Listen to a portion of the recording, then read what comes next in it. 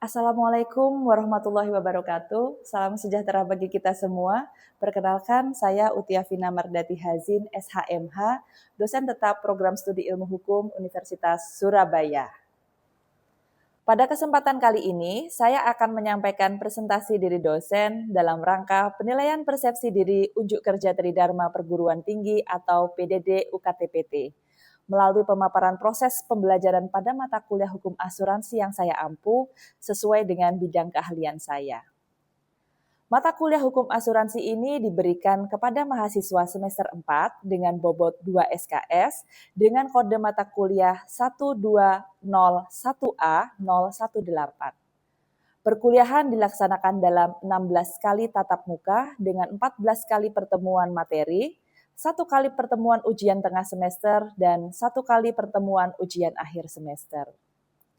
Pembelajaran pada mata kuliah hukum asuransi ini dirancang agar mahasiswa tidak hanya memahami konsep, asas, dan ketentuan hukum di bidang perasuransian, tetapi juga mampu menganalisis berbagai permasalahan hukum yang berkembang dalam praktek, seperti perkembangan berbagai jenis produk asuransi, bentuk perlindungan hukum bagi pemegang polis, serta prosedur penyelesaian sengketanya. Pada akhir perkuliahan, mahasiswa diberikan tugas akhir berupa penyusunan legal opinion berdasarkan permasalahan hukum di bidang perasuransian. Melalui tugas tersebut, mahasiswa diharapkan mampu mengidentifikasi isu hukum, menganalisisnya berdasarkan peraturan perundang-undangan, doktrin maupun putusan pengadilan, serta memberikan solusi hukum yang argumentatif. Capaian pembelajaran mata kuliah ini telah disusun mengacu pada capaian pembelajaran lulusan program studi dan dituangkan dalam rencana pembelajaran semester yang telah divalidasi oleh program studi. Adapun CPL Prodi pada mata kuliah ini mencakup CPL 2, CPL 3, CPL 4, dan CPL 5. Capaian pembelajaran mata kuliah yang diharapkan antara lain CPMK 1, mahasiswa diharapkan mampu menguasai konsep dasar asuransi yang meliputi sumber hukum, sejarah perkembangan, dan prinsip-prinsip dasar perasuransian. CPMK 2, mahasiswa mampu menjelaskan pengaturan dan praktek perkembangan industri perasuransian. Selanjutnya, CPMK 3, mahasiswa mampu menganalisis bentuk perlindungan hukum serta menyelesaikan permasalahan sengketa asuransi sesuai dengan ketentuan hukum yang berlaku. Di dalam penyelenggaraan pembelajaran, saya menerapkan pendekatan DIA, yaitu Delivery, Interaction, and Assessment. Pada aspek delivery, mahasiswa memperoleh rancangan pembelajaran semester dan bahan ajar yang dapat diakses melalui Learning Management System, yaitu Ubaya Learning Space. Untuk meningkatkan pemahaman mahasiswa, saya juga memanfaatkan berbagai media seperti video pembelajaran, Quizizz sebagai media evaluasi interaktif, serta Canva untuk menyajikan materi secara lebih menarik dan mudah dipahami. Pada aspek interaction, saya mendorong terjadinya komunikasi dua arah melalui diskusi kelas, tanya jawab, presentasi, serta kolaborasi antar mahasiswa. Sementara itu, pada aspek asesmen, saya menerapkan asesmen formatif melalui kuis, penugasan individu maupun kelompok, serta penilaian terhadap partisipasi dan sikap mahasiswa selama proses perkuliahan. Adapun asesmen sumatif dilakukan melalui ujian tengah semester dan ujian akhir semester. Bobot penilaian saya susun secara proporsional, yaitu tugas 10%, project based 40%, UTS dan UAS 25%. Komposisi ini saya pilih agar penilaian tidak hanya berorientasi pada hasil ujian, tetapi juga menghargai proses belajar mahasiswa. Model pembelajaran yang saya gunakan mengkombinasikan experiential learning dan project-based learning, agar mahasiswa tidak hanya memahami konsep hukum asuransi secara teoritis, tetapi juga mampu menerapkannya dalam penyelesaian permasalahan hukum. Implementasinya dilakukan melalui penyusunan legal opinion berdasarkan kasus hukum di bidang perasuransian, sehingga mahasiswa terlatih mengidentifikasi isu hukum, melakukan analisis, dan menyusun argumentasi hukum. Dalam penyusunan materi perkuliahan, saya menggunakan referensi yang berasal dari buku-buku hukum yang relevan, peraturan perundang-undangan terkait, putusan pengadilan, serta artikel pada jurnal ilmiah bereputasi. Pemanfaatan berbagai sumber tersebut bertujuan agar materi perkuliahan selalu mengikuti perkembangan ilmu pengetahuan dan praktek perasuransian masa kini. Baik, selanjutnya saya akan menampilkan cuplikan proses pembelajaran pada mata kuliah hukum asuransi dengan materi pada pertemuan ke-13 dengan topik perlindungan hukum bagi pemegang polis. Ya, selamat siang teman-teman semua. Pada kesempatan hari ini kita akan mempelajari mengenai aspek perlindungan hukum terhadap pemegang polis asuransi. Nah, mungkin dari teman-teman di sini masih ada yang ingat nggak sebetulnya fungsi dari asuransi itu apa sih? Asuransi apa? Yang tahu silakan katakan. Ya, Viva. Asuransi kan pada dasarnya digunakan untuk perlindungan konsumen dari peristiwa-peristiwa yang tidak terduga. Oke, untuk melindungi konsumen dari risiko-risiko yang tidak terduga. Kalau Feli gimana? Untuk pengalihan risiko. Untuk mengalihkan risiko tersebut. Ya. Oke. Dari tertanggung kepada penanggung. Ada yang lain lagi nggak? Jason? Perlindungan atas kepentingan tertanggung. Oh, untuk melindungi kepentingan si tertanggung gitu ya. Nah, lalu pertanyaan saya, karena ini pembahasannya adalah aspek perlindungan hukum terhadap pemegang polis asuransi. Pertanyaan saya selanjutnya adalah, apakah kemudian asuransi ini selalu memberikan perlindungan? Ya, bagus gimana? Tidak semua hal itu bisa di-cover oleh asuransi. Beberapa hal di mana asuransi tidak bisa mengganti atau di-cover. Oh, tidak semua peristiwa itu bisa di-cover oleh asuransi tersebut. Ada yang lain nggak? Apakah, ya gimana? Mungkin terkait pertanyaannya apakah asuransi selalu memberikan perlindungan, itu bisa ditinjau dari segi material pembuatan perjanjian asuransi tadi, apakah memenuhi dari asas-asas seperti survei, pembukaan, dan lain-lain, sehingga asuransi itu bisa memberikan perlindungan.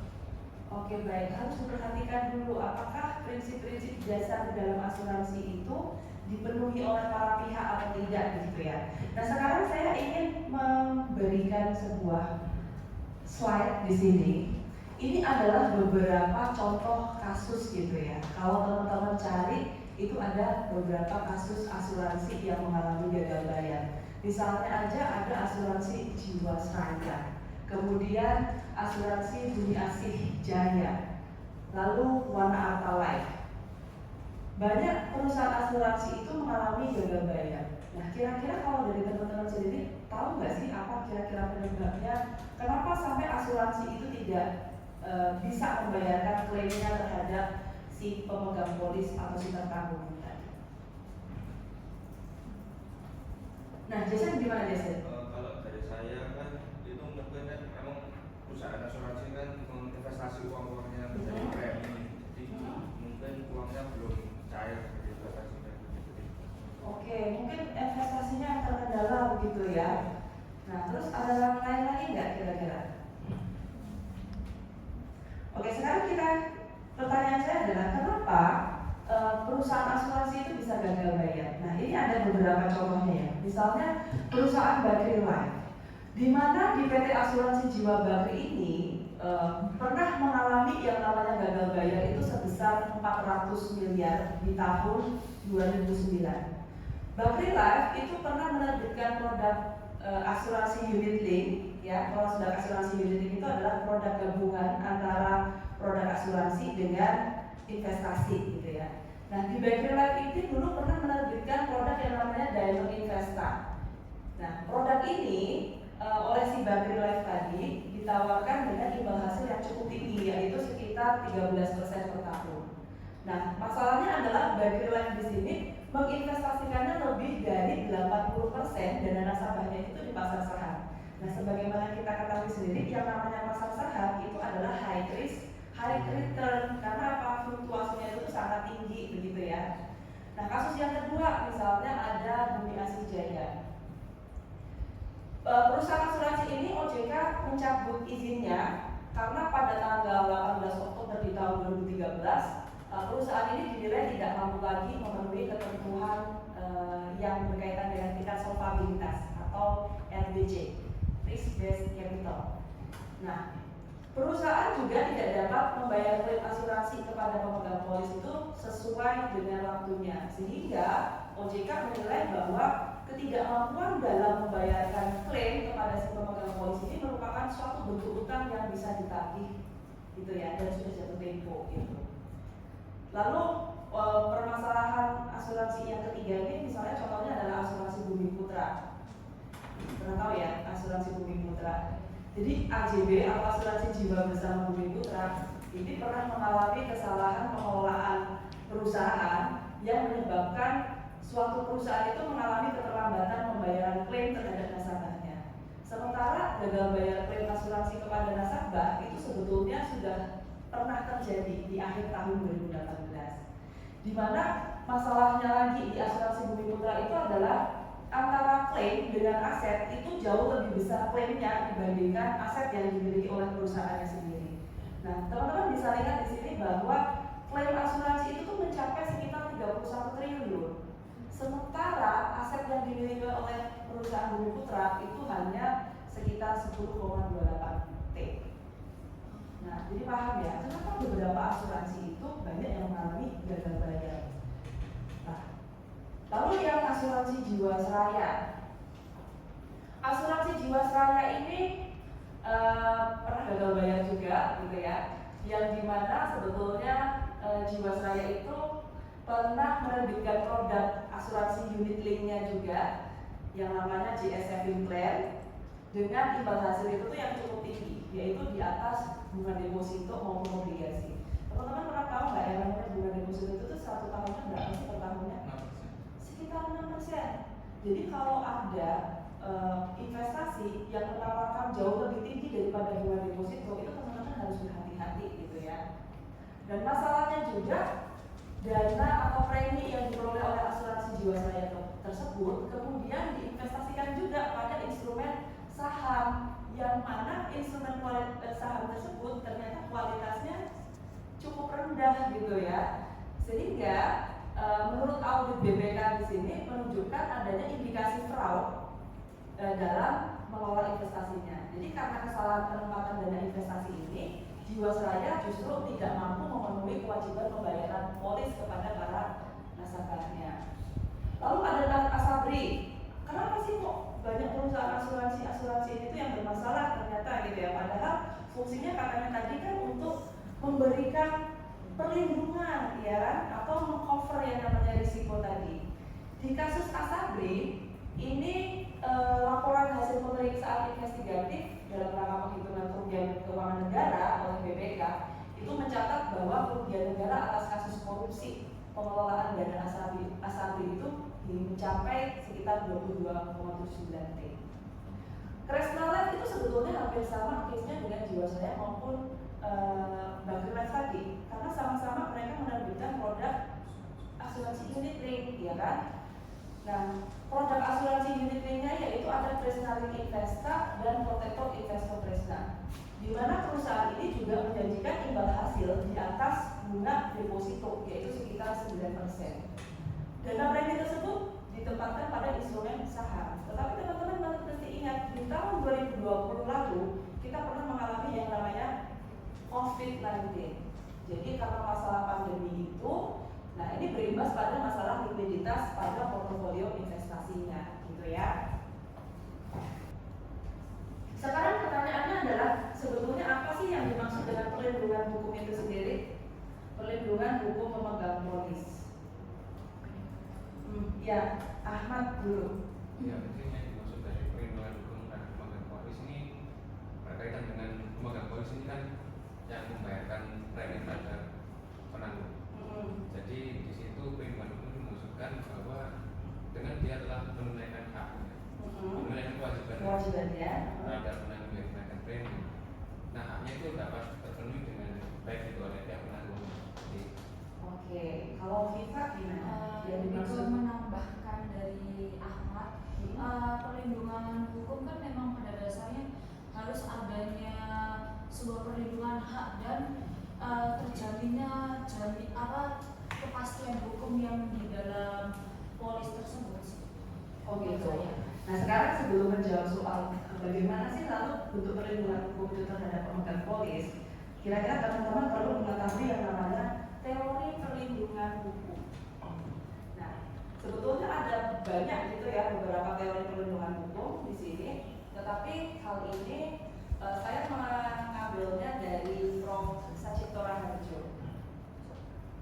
Coba dibaca saja, apa sih yang dimaksud dengan teori perlindungan hukumnya dari Sachito Raharjo? Dari perlindungan hukum dari Prof. Sachito Raharjo, perlindungan hukum sebagai upaya melindungi kepentingan seseorang dengan cara mengalokasikan suatu hak asasi manusia berkuasa kepadanya untuk bertindak dalam rangka kepentingan tersebut. Oke, itu kalau menurut Prof. Sachito Raharjo. Jadi perlindungan hukum ini adalah upaya untuk melindungi kepentingan seseorang. Nah sekarang kalau menurut Kansil, coba Mbak dibaca. Kansil berbagai upaya hukum yang harus diberikan oleh aparat penegak hukum untuk memberikan rasa aman baik secara pikiran maupun fisik dari gangguan dan berbagai ancaman dari pihak manapun. Jadi soal perlindungan hukum menurut Kansil di sini adalah untuk apa? Untuk memberikan rasa aman gitu ya. Baik itu tuh secara pikiran maupun fisik dari gangguan berbagai macam dari pihak manapun. Nah, terus ini nih yang sering dipakai dalam penulisan hukum untuk menganalisis, yaitu biasanya pakai teori perlindungannya Philippus M. Hudson. Apa itu kira-kira? Kalau menurut Philippus M. Hudson di sini, beliau menyatakan bahwa perlindungan hukum itu adalah perlindungan terhadap harkat dan martabat serta pengakuan terhadap hak-hak asasi manusia yang hak-hak tersebut memang dimiliki oleh seorang subjek hukum berdasarkan ketentuan hukum dari suatu kesewenang-wenangan. Nah, maksud dari Philippus M. Hudson ini kemudian beliau mengklasifikasikan bentuk perlindungan hukum itu menjadi dua jenis, yaitu ada bentuk perlindungan hukum secara preventif dan ada perlindungan hukum secara represif. Jadi kalau kita bicara soal beberapa peraturan-peraturan tadi ya, soal hak dan kewajiban, itu sebetulnya bentuk perlindungan preventif atau represif? Preventif. Jadi diaturnya melalui undang-undang mana yang boleh, mana yang tidak boleh, gitu ya. Dan juga memuat sanksinya apa kalau hal tersebut dilanggar. Nah pertanyaannya adalah, tadi kan teman-teman sudah membaca banyak permasalahan kasus asuransi yang memang bermasalah. Artinya kan sebetulnya permasalahan tersebut atau sengketa tersebut itu tuh sudah terjadi. Jadi kira-kira menggunakan perlindungan hukum yang mana kalau seperti itu? Berarti saya berarti di represif. Di represif, ya, di represif. Nah, sebentar. Nah, kalau perlindungan hukum secara preventif di ketentuan pasal 53 Undang-Undang Perasuransian itu menyatakan bahwa perusahaan asuransi wajib menjadi peserta program penjamin polis. Yang kedua, berarti perusahaan asuransi itu wajib dulu menjadi peserta program penjamin polis. Yang kedua, penyelenggaraan program penjamin polis itu diatur dengan undang-undang. Karena di tahun 2014 dulu itu belum eksis yang namanya program penjaminan polis. Nah, ya tahun 2014 belum eksis gitu ya program penjaminan polis. Sampai sekarang pun itu sebelumnya belum ada, gitu. Nah, di ketentuan pasal 53 ayat 3 menyatakan bahwa undang-undang yang mengatur program penjaminan polis itu diselesaikan selambat-lambatnya dalam jangka waktu 3 tahun. Berarti kalau 3 tahun setelah undang-undang perasuransian itu terbit, harusnya eksis tahun berapa? 2017 pun itu tuh belum ada, ya kan?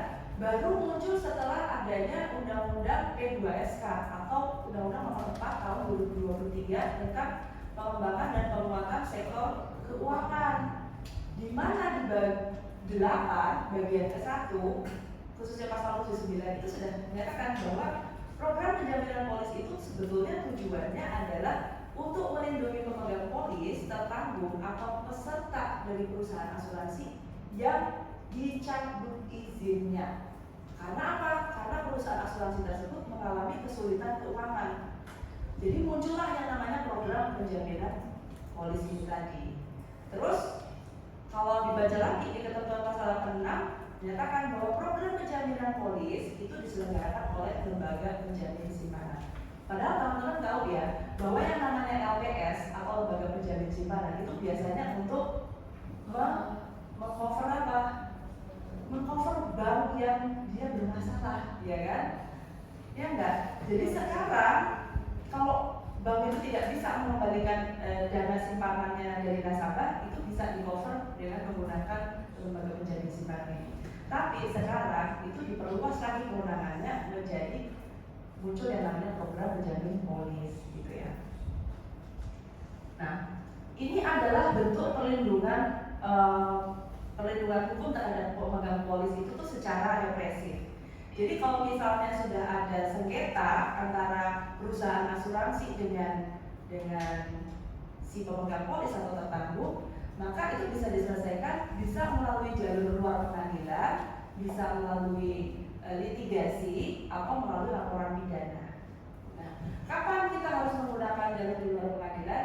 Kalau misalnya ini tadi bisa diselesaikan menggunakan jalur BPSK tadi ya, atau menggunakan BMAI. BMAI itu adalah Badan Mediasi Asuransi Indonesia. Tetapi sekarang BMAI tersebut sudah melebur ke dalam LAPS SJK atau Lembaga Alternatif Penyelesaian Sengketa Jasa Keuangan, gitu ya, di Otoritas Jasa Keuangan. Kalau menggunakan pengadilan itu bisa menggunakan gugatan luar prestasi kalau memang melanggar yang namanya perjanjiannya atau polisnya, atau bisa juga menggunakan gugatan small claim court kalau memang nominalnya atau kerugiannya itu kurang dari 500 juta, ya. Bisa juga menggunakan mediasi di pengadilan atau menggunakan apa? Instrumen permohonan kepailitan ataupun penundaan kewajiban pembayaran utang, gitu ya. Bisa juga menggunakan laporan pidana kalau memang terindikasi fraud atau memang melanggar undang-undang dari perlindungan konsumen. Jadi terakhir dari saya, mengapa sih yang namanya pemegang polis itu perlu dilindungi? Karena pada dasarnya industri asuransi ini merupakan industri yang memang dibangun di atas kepercayaan masyarakat. Jadi perusahaan asuransi sebagai lembaga pengelola risiko dan pengelola dana masyarakat ini memiliki kedudukan yang sifatnya strategis dalam pembangunan dan kehidupan perekonomian. Masyarakat percaya bahwa ketika mereka membeli produk asuransi, mereka percaya bahwa perusahaan itu akan memberikan perlindungannya ketika resiko tersebut terjadi. Nah, kalau sengketa tersebut antara konsumen, antara pemegang polis atau tertanggung itu tidak diselesaikan dengan baik, maka resikonya adalah kepercayaan masyarakat terhadap industri asuransi itu bisa menurun, gitu ya. Nah, oleh karena itu tentu penting bahwa negara itu perlu mengatur berbagai instrumen perlindungan hukum itu bagi pemegang polisnya. Nah, baik, karena materinya sudah selesai, apakah dari perkuliahan ini mau ada yang ditanyakan dulu atau kita tutup? Iya, gimana? Jadi apakah tujuan dari adanya perlindungan terhadap pemegang polis ini tadi itu hampir sama seperti tujuan perlindungan hukum yang diberikan oleh kepada investor? Ini sedikit melenceng, jadi untuk menarik minat masyarakat untuk menggunakan asuransi seperti itu. Ya, jadi sebetulnya karena saya sampaikan tadi bahwa yang namanya industri asuransi ini sangat bergantung sekali terhadap kepercayaan masyarakat. Kalau banyak masyarakat yang tidak percaya terhadap asuransi, maka tentunya pertumbuhan ekonomi itu nanti juga akan melambat, gitu ya. Karena dana premi yang disetorkan dari masyarakat kepada perusahaan asuransi itu sebetulnya tidak hanya dibiarkan di perusahaan asuransinya, tetapi itu kan akan dikelola melalui skema investasi, yang dimana skema investasinya itu nanti akan digunakan untuk apa? Untuk pembayaran klaim asuransi, kemudian untuk operasional perusahaan asuransinya, dan sebagian dikembangkan untuk skema investasi tadi. Mungkin sekian perkuliahan kita hari ini. Sampai jumpa minggu depan dan selamat siang.